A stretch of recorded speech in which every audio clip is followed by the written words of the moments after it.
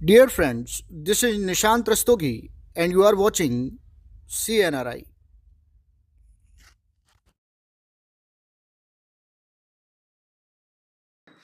आइए अब इस क्वेश्चन को सॉल्व करते हैं।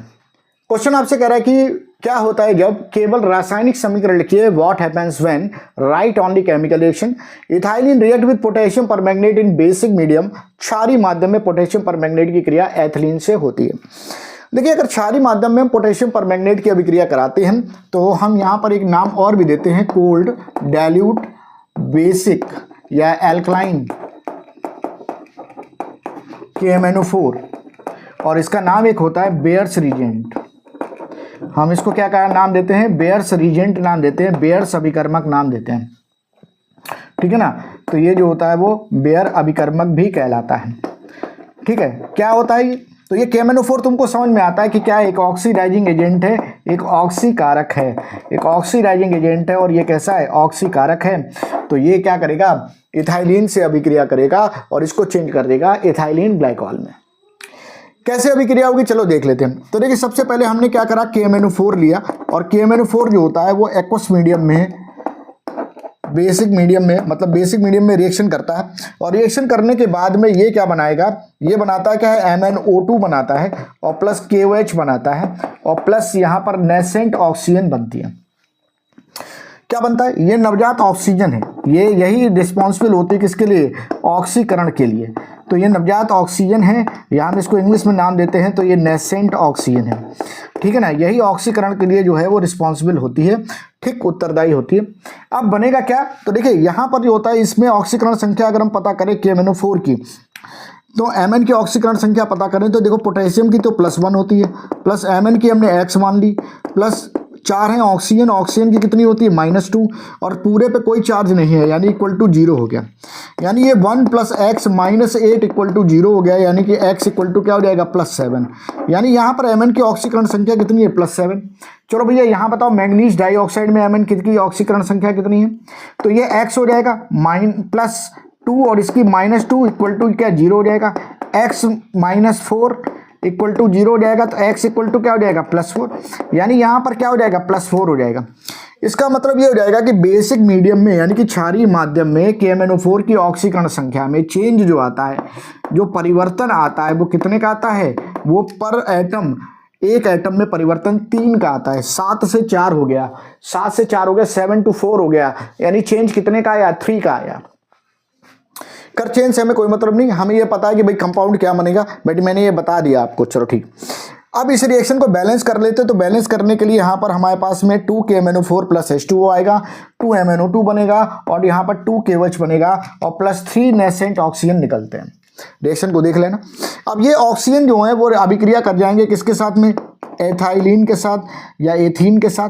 ठीक है, इसके साथ अभिक्रिया करेंगे और अभिक्रिया करने के बाद ये बना देता है क्या है? इथाइलिन ग्लाइकॉल बनाता है। तो CH2OH, सिंगल बॉन्ड CH2OH, इसका नाम हो जाएगा इथाइलिन ग्लाइकॉल।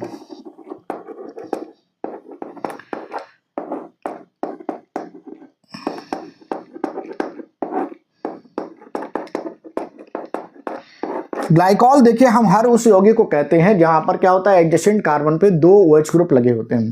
ठीक है ना। तो हम उसको नाम दे देते हैं क्या है? ग्लाइकॉल। ये 1,2-डाइऑल एक्चुअल में होता है। आप ये देख रहे हो कि ये 1 है और ये 2 है, तो इसका IUPAC नेम अगर आप लिखोगे तो ईथेन 1,2-डाइऑल हो जाएगा। ठीक है ना। तो 1,2-डाइऑल होता है और ये आपकी एथाइलिन है या एथीन है। ठीक है ना। तो कुल मिला के हमको समझ में आ रहा है कि पोटेशियम परमैंगनेट की क्रिया एथिलीन से करने पर जो होता है वो इथाइलिन ग्लाइकॉल बनता है और वो इस तरह से बनता है। अब एक चीज़ जरा इसमें रह गई, यहाँ पर आप देखोगे तो 3 नेसेंट ऑक्सीजन है और यहाँ पर एक ही नेसेंट ऑक्सीजन लिया है, तो इसका मतलब इसको मल्टीप्लाई कर देंगे 3 से, और 3 से मल्टीप्लाई करने के बाद इसकी फाइनल रिएक्शन को हम इधर साइड लिखेंगे। तो देखिए, अभिक्रिया में क्या होगा? ये नेसेंट ऑक्सीजन चूंकि अभिक्रिया के बीच में बने थे और जो बीच में बनता है वो इंटरमीडिएट होता है और इंटरमीडिएट को फाइनल अभिक्रिया में काट दिया जाता है, हटा दिया जाता है। तो हटा दिया, तो अब क्या बना जरा देख ले। देखिए, अभिक्रिया को लिखो जरा। तो यहाँ पर क्या हो जाएगा? ये 2 KMnO4, इसमें कोई भी चेंज नहीं है, प्लस अब आ गया तुम्हारे पास में ये देखो, इसको पहले लिख लो एथीन को। एथीन कितने हो गए? 3 हो गए, तो 3 ये हो जाएगा CH2 double bond CH2 plus. अच्छा अब आ जाओ जल। जल भाई कितने हैं, तो 3 जल तो यहाँ पर है और 1 जल यहाँ पर है। जल है तो कल है, तो टोटल कितने जल हो गए, 4, 4h2 हो जाएगा। ठीक है ना।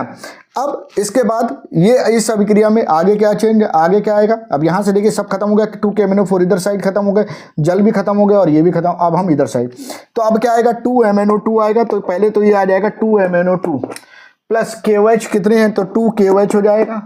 ठीक है, और प्लस तुम्हारा इथाइलिन ग्लाइकॉल बन गया, कितने बन गए, तो 3 बन गए, CH2OH सिंगल बॉन्ड CH2OH। ठीक है ना। तो इस तरह से आप इस अभिक्रिया की फाइनल रिएक्शन लिख देंगे। आइए इस क्वेश्चन को सॉल्व करते हैं। क्वेश्चन में क्या होता है जब केवल रासायनिक समीकरण लिखना है आपको, what happens when right only chemical reactions. क्या दिया हुआ है कि अम्लीय पोटेशियम डाइक्रोमेट की अभिक्रिया फेरस सल्फेट से होती है। Acidic potassium dichromate react with ferrous sulphate. देखिए आप लोगों को एक बात ये मालूम है कि जो एसिडिक K2Cr2O7 होता है, एसिडिक K2Cr2O7 जो होता है ये एक्चुअल में क्या है, ये जो है वो ऑक्सीडाइजिंग एजेंट होता है। ये क्या होता है, ऑक्सीडाइजिंग एजेंट होता है, यानी क्या होता है, ऑक्सीकारक होता है। अच्छा ये ऑक्सीकारक है तो इसका काम क्या है, तो इसका काम जो है वो ऑक्सीडेशन करना है। इसका काम है ऑक्सीडेशन करना, यानी कि ऑक्सीकरण करना। तो ऑक्सीकरण में क्या करेगा, ऑक्सीकरण में ये पॉजिटिव चार्ज होगा वो बढ़ा देगा। चलो भाई ठीक है। अच्छा एक बात बताओ कि जरा K2Cr2O7 में क्रोमियम की ऑक्सीडेशन स्टेट कितनी आती है, तो चलो निकाल लेते हैं। तो पोटेशियम की कितनी होती है, +1। पोटेशियम कितनी है, 2 है। प्लस Cr की आपको निकालनी है तो कितनी है, 2 है और इसकी x मान लिया। प्लस ऑक्सीजन जो है वो कितने, 7 है। ऑक्सीजन की कितनी होती है, -2। और टोटल इस पर कोई चार्ज दिख रहा है क्या, कोई इसमें चार्ज दिख रहा है क्या, नहीं। तो टोटल वैल्यू क्या हो जाएगी, 0। ठीक है ना। तो यहाँ से अगर ये हो जाएगा 2 + 2x - 14 = 0, तो यहाँ पर x की वैल्यू कैलकुलेट करेंगे तो +6 आ जाएगी। भाई देखो ये हो जाएगा क्या, 2x - 12 = 0 हो जाएगा ना। तो 2x = हो जाएगा 12 और x की वैल्यू 6 आ गई, यानी क्रोमियम की ऑक्सीडेशन स्टेट यहाँ पर +6 है। ठीक है। अच्छा फेरस सल्फेट में कितनी होती है आयरन की ऑक्सीडेशन स्टेट, तो FeSO4 में आयरन की अगर आप सोचो तो सल्फेट में कितना चार्ज होता है, 2-। इसका मतलब है कि आयरन पे +2 ऑक्सीडेशन स्टेट होती है। अच्छा तो अब जरा देखो कि K2Cr2O7 एसिडिक मीडियम में रिएक्शन कर रहा है किसके साथ, फेरस सल्फेट के साथ, यानी फेरस सल्फेट की ऑक्सीडेशन नंबर यानी पॉजिटिव चार्ज को बढ़ा देगा। तो बढ़ा देगा तो कितना कर देगा, तो कर देगा +3। इसका मतलब है कि फेरस जो होगा वो चेंज हो जाएगा किसमें, फेरिक में। फेरस जो होगा वो चेंज किसमें हो जाएगा, फेरिक में बदल जाएगा। तो जब ये यहाँ पे पॉजिटिव चार्ज बढ़ाएगा तो सेल्फ क्या होता है, रिड्यूस होता है। तो क्रोमियम जो होता है वो क्या आता है, +3 ऑक्सीडेशन स्टेट में आ जाता है, खुद से अपचयित होकर इसका सेल्फ रिडक्शन हो जाता है। भाई कोई भी ऑक्सीडाइजिंग एजेंट होता है वो दूसरे को ऑक्सीडाइज करता है और सेल्फ रिड्यूस होता है। कोई भी ऑक्सीकारक होता है वो दूसरे का ऑक्सीकरण करता है और खुद अपचयित हो जाता है। तो यहाँ पर अपचयन होने का मतलब ये कि प्लस चार्ज घटना, तो इसका +6 से +3 हो जाता है।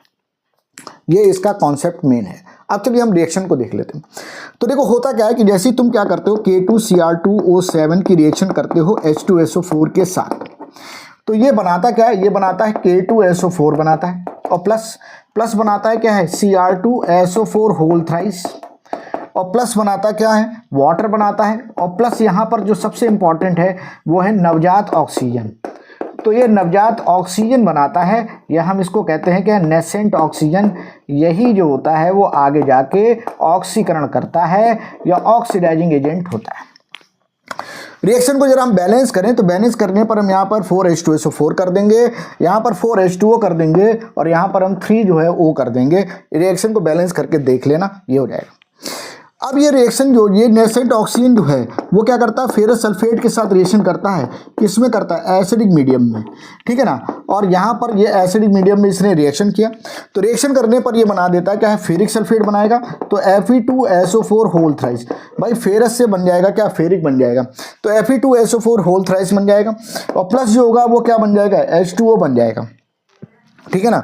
रिएक्शन को आप देख लेना, रिएक्शन बैलेंस हो चुकी है। Fe2SO4 कितने हैं, होल थ्राइस, और यहाँ से H2O बना। ठीक, अच्छा बट आप यहाँ पर देखो तो इस रिएक्शन में क्या होगा, नेसेंट ऑक्सीजन इंटरमीडिएट है।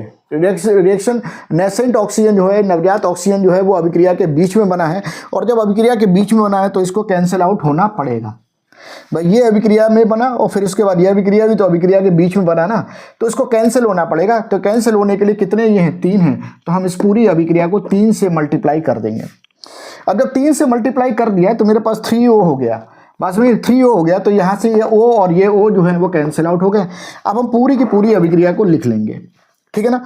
तो पूरी अभिक्रिया मैं यहाँ पर ऊपर लिख रहा हूँ। ऊपर में कोई मल्टीप्लाई किया तुमने, नहीं किया, तो चलो भैया इसको लिखो।